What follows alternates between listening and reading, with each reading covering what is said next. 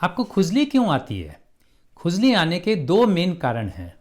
एक तो ये, या तो स्किन में कुछ न कुछ कहीं ना कहीं खराबी है, उसके कारण से खुजली आती है, या फिर ये कि स्किन बिल्कुल ठीक है आपके, इसमें कोई खराबी नहीं है, लेकिन कोई अंदरूनी बीमारी है उसके कारण से आपको खुजली आती है। तो पहले बात करते हैं स्किन के कारण से खुजली आना। तो स्किन के कारण से खुजली आने जब आती है जब स्किन में कोई किसी न किसी तरह की बीमारी हो।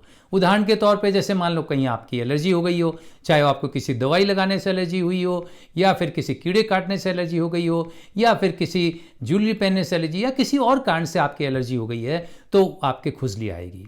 दूसरा कारण हो सकता है वहाँ कोई इन्फेक्शन हो, चाहे इसके बीज हो सकती है, आपका फंगस इन्फेक्शन हो सकता है, या कोई और दूसरा इन्फेक्शन होता है उसके कारण से आपके इसके बीज के और कारण से आपको खुजली आ सकती है।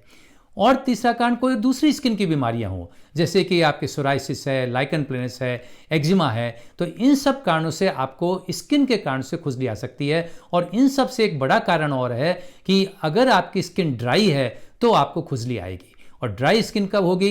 या तो ओल्ड एज में ड्राई स्किन हो जाती है, या फिर आप ज़्यादा नहाते हैं तो ड्राई स्किन हो जाती है, या ऐसे साबुन से नहाते हैं जो हार्श साबुन है उनसे स्किन ड्राई हो जाती है, या वातावरण के कारण से ड्राई स्किन हो जाती है। तो इन सब चीज़ों से भी खुजली का कारण एक बन जाता है।